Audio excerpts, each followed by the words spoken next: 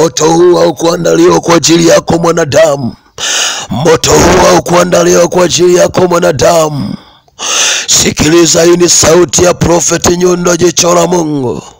Hii ni sauti ya Prophet Nyundo, jicho la Mungu.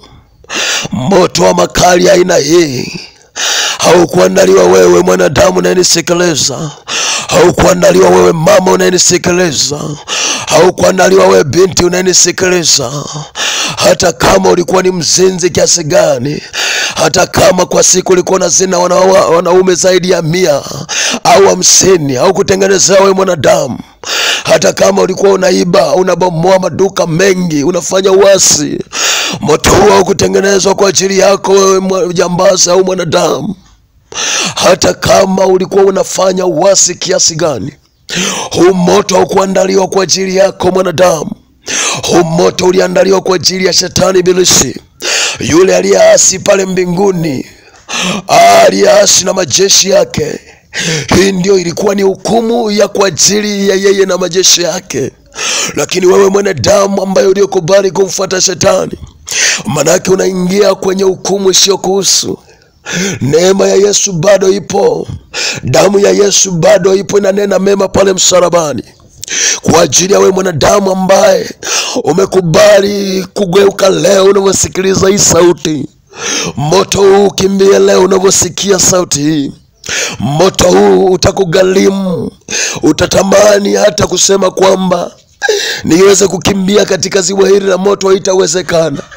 Usiwe na akili ambayo imefungwa binadamu kwamba nikifika kule nitakimbia. Hakuna kwa kukimbilia kule. Ukishaingia umeingia. Shetani mwenyewe hataweza kukimbia. Moto huu uliandaliwa kwa ajili ya shetani na majeshi yake. Naomba mtu wa Mungu usikie sauti hii ya Mungu ambayo nabii wa Bwana Prophet Nyundo, jicho la Mungu, ninapaza kwa ajili ya wewe unayenisikiliza. Nataka nikwambie bado nafasi na bado majira unayo ya kugeuka leo. Hata kama umetoka kwa mganga wa kienyeji, umepewa mambo mengi na umeahidiwa mambo mengi na mganga wa kienyeji kwamba atakupa utajiri, atakuheshimisha kwenye hii dunia. Hata kama wewe ambaye unajiuza, unaona kujiuza ni kuzuri huko baa, lakini nataka nikwambie una nafasi ya kugeuka, kwa sababu moto huu ukakosa muda wa kutubu, ukaona umeingia kwenye huu moto.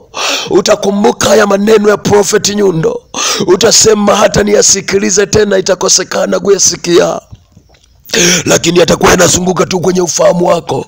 Nataka nikwambie utakuwa umekosa muda wa kutubu.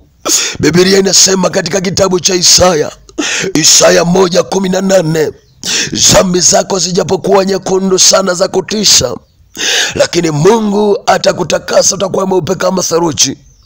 Dhambi zako zijapokuwa zinatisha kama moto, lakini bado una nafasi ya kutubu na Mungu akakusamehe.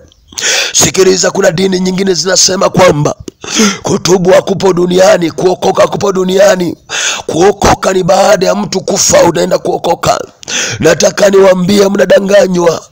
Kuokoka ni hapa duniani ukiwa na akili zako timamu, ndio unaokoka na kutubu. Nataka nikwambie hakuna kuokoka baada ya kufa.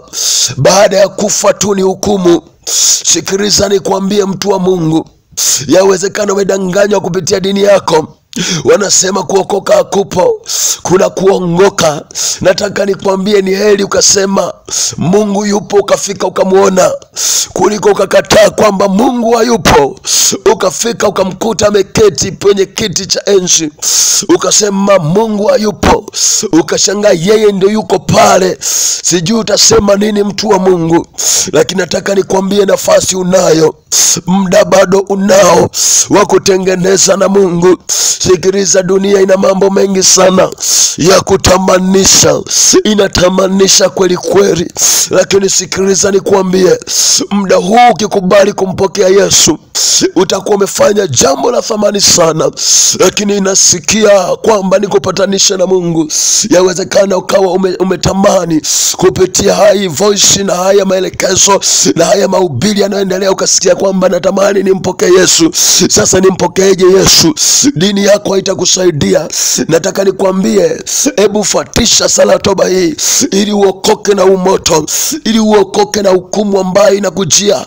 Hasira ya Mungu, ya Biblia inasema hasira ya Mungu inawaka moto. Tumia nafasi hii ya kutubu. Sema, Bwana Yesu, leo nimekubali kuokoka. Nimekubali kuacha maovu yangu. Nimekubali kuacha uasherati. Nimekubali kuacha dhambi zote. Nimekubali kuacha machukizo. Bwana Yesu nisamehe. Bwana Yesu nitakase. Unioshe kabisa Bwana Yesu. Futa jina langu kwenye kitabu cha hukumu. Andika jina langu mimi leo kwenye kitabu cha uzima, uzima wa milele. Ninaomba Bwana Yesu unisaidie nikaipenye ile mbingu. Ninajua kuipenya ile mbingu ni gharama. Nisaidie Bwana Yesu nikaipenye ile mbingu. Dini yangu najua haitanisaidia. Dhehebu langu haitanisaidia. Fedha nilizo nazo hazitanisaidia. Maisha nilio nayo yatanisaidia. Kiburi nilicho nacho hakitanisaidia. Yesu nisaidie. Usilikumbuke tena jina langu kwenye kitabu cha uovu.